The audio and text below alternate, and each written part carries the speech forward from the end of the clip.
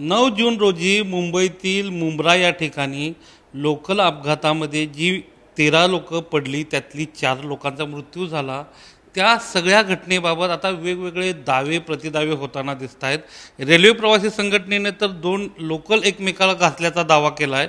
या सगळ्याच विषयाच्या अनुषंगाने रेल्वेचे मुख्य पीआरओ आपल्यासोबत आहेत डॉक्टर स्वप्नील नीला। आपण त्यांच्याशी बोलणार आहोत की सर, हा जो प्रवासी संघटनेने दावा केलेला आहे की 2 लोकलच एकमेकाला घासलेत, तर या दाव्यात तथ्य आहे?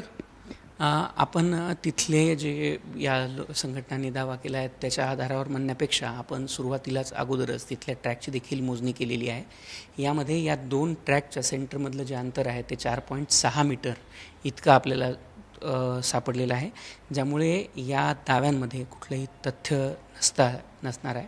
आणि तरी देखील आपण कुठल्याही याची छोटीशी सुद्धा कुठलाही अँगल हा दुर्लक्षित राहू नये म्हणून आपण या लोकलची तो जो रेक होता त्या रेकची तपासणीसाठी त्याला कारशेडमध्ये नेलेला आहे। त्या रेकच्या सगळ्या मेजरमेंट, त्याचे सगळे जे मोजमाप आहेत ते घेतले जात आहेत। यासाठी या घटनेच्या मुख्य कारणापर्यंत पोचता यावं म्हणून मुंबई मंडळाद्वारे सिनियर ऑफिसर्सची एक 5 सदस्यीय कमिटी ही नेमण्यात आलेली आहे, ज्यामध्ये परिचालन असू द्यात, सेफ्टी आणि सिक्युरिटी असू द्यात, किंवा इलेक्ट्रिकल डिपार्टमेंट असू द्यात, मेकॅनिकल डिपार्टमेंट असू द्यात आणि सोबतच इंजिनिअरिंग डिपार्टमेंट, या सर्व डिपार्टमेंटचे सिनियर अधिकारी नेमण्यात आलेले आहेत। यांना आदरणीय सर्व सिनियर ऑफिसर्सनी यांचे आदेश दिलेले आहेत की कुठल्याही या घटनेच्या मागचा कुठलाही तर्क हा त्यांनी सोडायचा नाही आहे। या प्रत्येक तर्काच्या अनुषंगाने त्यांना याची माहिती घेण्याची आणि त्याची माहिती गोळा करून एका कुठल्या निष्कर्षाप्रती पोहोचण्याचा प्रयत्न करण्याचा जो आदेश आहे तो त्यांना देण्यात आलेला आहे। नाही, परंतु मुद्दा हा येतो की ती जी लोकल आहे की त्या दिवशी जी धावत होती कसारा लोकल आणि इथून उलट जी धावणारी होती ती कर्जत लोकल, आणि त्याच लोकलच्या डब्याला झालेलं असं म्हटलं जातंय। मग हा योगायोग आहे की मग काय कारण आहे नक्की? आपल्याला हे जे व्यक्ती खाली पडले होते ते कुठल्या डब्यातनं पडले किंवा कुठल्या नंबरच्या डब्यातनं पडले याची अद्यापपर्यंत खात्रीपूर्वक माहिती मिळालेली नाही आहे। पण आपण ही जी संभावना आहे ही संभावना लक्षात घेऊन या रेकची देखील चौकशी करतो आहोत। पण आपण 2 ट्रॅकमधला जे अंतर आहे ते त्याच दिवशी आपण लगेच मोजलं होतं घटनेनंतर। त्या घटनेनंतर जेव्हा ते अंतर मोजण्यात आलं त्यावेळेस त्या ट्रॅकच्या मधलं अंतर जे आहे ते 4.6 मीटर आपल्याला मिळालेलं आहे। त्यामुळे हे लोकलचे डबे एकमेकाशी घासणं हे अशक्यप्राय गोष्ट आहे। नाही, पण निशाण कशामुळे आले त्या रेकवर? जर बघितलं डब्यांवर आपण तर असे काळे पट्टी किंवा असे निशाण आलेले आहेत, ते कशामुळे आलेत? आपण जर पाहाल तर भरपूर साऱ्या लोकल्सवरती आपल्याला वेगवेगळ्या प्रकारचे हे निशाण, त्याच्यामध्ये ज्या ॲडव्हर्टाइजमेंट लावल्या जातात त्यावेळेस देखील काही निशाण बनतात आणि या निशाणावरती एक जिथे पट्टी आपल्याला मिळालेली आहे त्या पट्टीमध्ये ती जी पट्टी आहे ती आपल्याला जे पाठीवरती आपण ज्या बॅग्स लावतो त्या बॅग्समध्ये जे कापड वापरलं जातं त्या कापडाची ती पट्टी आपल्याला तिथे मिळालेली आहे। त्यामुळे अशी शक्यता नाकारता येत नाही की कुठल्या तरी प्रवाशाची बॅग ही त्या लोकलला त्या ठिकाणी लागलेली आहे आणि त्याच्या बॅगचा तो हिस्सा जो आहे तो कट होऊन तिथं राहिलेला आहे। नाही, पण एवढ्या मोठ्या प्रमाणात असा कापड कलर बॅगचा लागू शकतो? आतापर्यंत जितकी माहिती आपल्याकडे आलेली आहे तिथपर्यंत आता तो कापडाचा कलरच लागलेला आहे अशी माहिती आपल्याकडे पोचलेली आहे। तुम्ही त्या दिवशी म्हणाला होता की आम्ही चौकशीसाठी याचे समिती नेमलेली आहे, आताही म्हणता आहात, परंतु प्रथमदर्शनी काय निदर्शनास आलं आणि याच्यामध्ये नेमकी चूक कुठं आणि कुणाची झाली?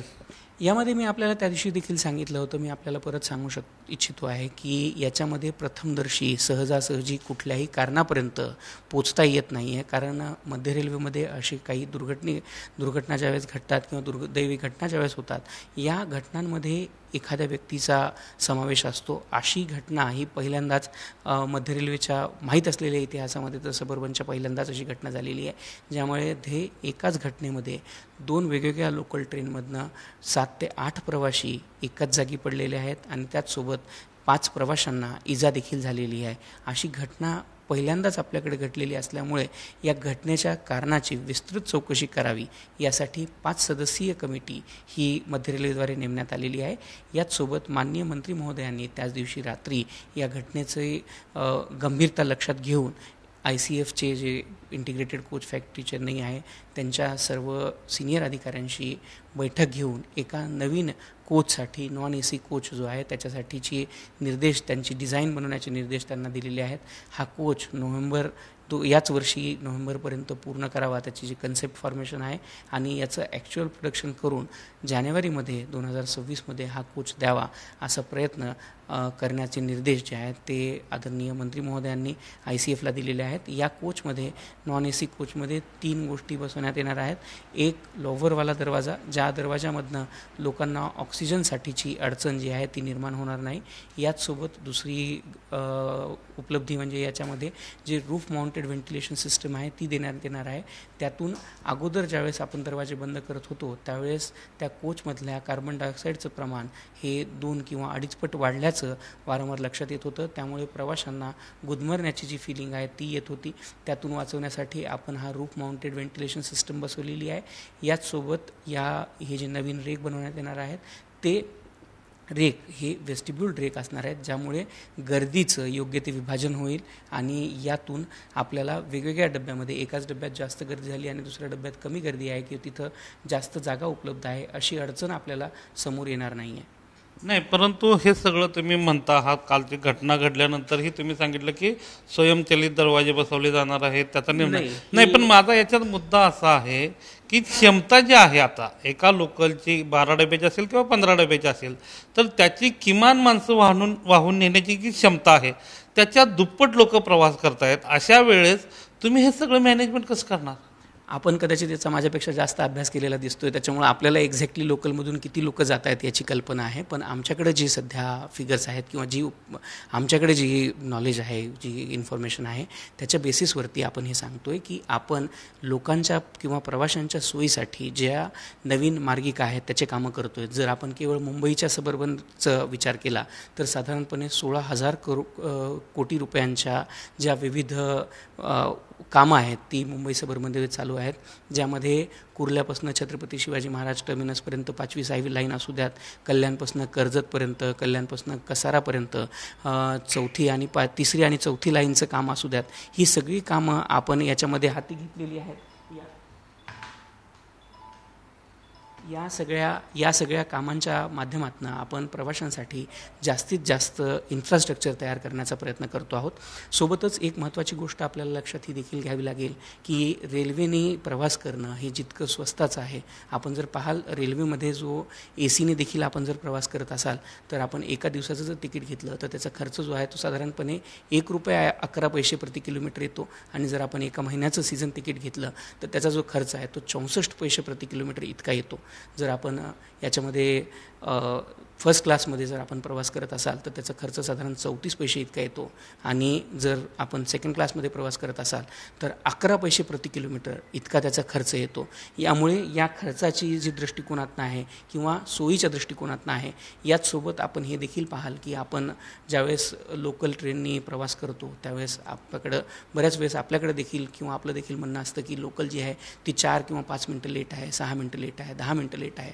पण आपण जर रस्त्याने हा प्रवास करून पाहिला तर आपल्याला लक्षात येईल की लोकलचं जे वेळापत्रक असतं ते वेळापत्रक पाळण्यासाठी रेल्वेचे सगळेच कर्मचारी आणि सोबतच बाकीचे लोकसुद्धा कंटिन्युअसली झटत असतात. त्या दृष्टिकोनातून आपण सर्वांसाठी एक सोयीची, एक स्वस्त आणि एक विश्वासार्ह अशी सेवा पुरवण्याचा प्रयत्न करतो.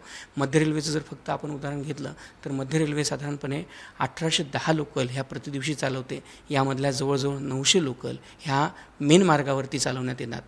पीक आवरमध्ये प्रत्येक 3 मिनिटाला एक लोकल छत्रपती शिवाजी महाराज टर्मिनससारख्या व्यस्त स्टेशनवर निघते. मुद्दा असा आहे की तुम्ही म्हणता आहात की आपली जी साधं जे डबा आहे म्हणजे जनरल डबा त्याच्यात 11 पैसे प्रति किलोमीटर आणि 34 पैसे फर्स्ट क्लासचं म्हणजे कमी पैशात देतो आहोत असं तुम्ही सगळं दावा करता आहात. हे सगळं ही वस्तू आपण ऐका, ही वस्तुस्थिती आहे, हा दावा नाही आहे. आपण जर याला चेक कराल आपण वस्तुस्थिती मान्य करतो मी, कारण मीही लोकलने प्रवास करतो. परंतु मुद्दा हा येतो की लोकांच्या जीवाची किंमत नाहीये. नाही, लोकांच्या जीवाची निश्चितच किंमत आहे. त्याचमुळं त्याच्यासाठी आपण मी आपल्याला आत्ता सांगितलं की जी आपली नॉर्मल लोकल आहेत त्यांच्यासाठी दरवाजे बसवण्याचा जो प्रयत्न केला जातोय त्याच दृष्टिकोनातून केला जातोय, ज्यामुळं अशा प्रकारची कुठलीही घटना किंवा प्रवाशांना कुठल्याही प्रकारची अडचण किंवा त्यांना जखमी होणे किंवा गाडीत न पडणे ह्या कुठल्याही प्रकारच्या घटना परत होऊ नयेत याच्यासाठीच हा प्रयत्न आहे. राजकीय पक्षांनी अजून एक प्रश्न ऐरणीवर आणलेला आहे की रेल्वे अपघातामध्ये जे जखमी झाले किंवा मृत्युमुखी पडले अशा 8,000 केसेस प्रलंबित आहेत, त्याचे निकाल लागत नाही आहेत. त्याचबरोबर जादा फेरा वाढवण्याची मागणी होते, त्याच्याकडेही दुर्लक्ष होतं आहे. तर या विषयाच्या अनुषंगानं तुमच्या वरिष्ठांशी काय चर्चा झाली आहे? यामध्ये एक महत्त्वाची गोष्ट आपल्याला लक्षात घेण्याची आवश्यकता आहे की मी आपल्याला जसं आत्ताच सांगितलं की छत्रपती शिवाजी महाराज टर्मिनसवरनं साधारणपणे पीकमध्ये आता 2.5 ते 3 मिनिटानंतर एक लोकल निघते. याच्यापेक्षा कमी वेळात लोकल आपल्याला इथून चालवता येणं आत्ता सध्याच्या इन्फ्रास्ट्रक्चरमध्ये शक्य नाही. छत्रपती शिवाजी महाराज टर्मिनसपासून किंवा कुठल्याही स्थानकापासून जोपर्यंत नवीन ट्रॅकची नवीन मार्गिकेची सोय पूर्ण होणार नाही तोपर्यंत या गोष्टी आपल्याला पूर्ण करता येणार नाहीत.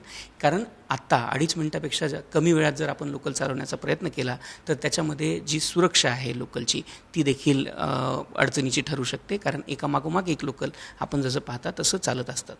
एकूणच लोकांची सुरक्षा डोळ्यासमोर ठेवून आणि सगळ्या लोकांना जेवढ्या जास्त चांगल्या आणि सुलभ सुविधा देता येईल असा रेल्वेचा प्रयत्न असल्याचा दावा जे आहे रेल्वेचे PRO करतायत. त्याचबरोबर ही सगळी जी घटना घडली या घटनेच्या अनुषंगानं 5 लोकांची वेगळी कमिटीही नेमण्यात आलेली आहे. या कमिटीचा अहवाल आल्यानंतर बरेच चित्र स्पष्ट होईल असंही त्यांचं म्हणणं आहे. प्रमोद गरुडसह गोविंद तुपे, झी 24 तास, मुंबई.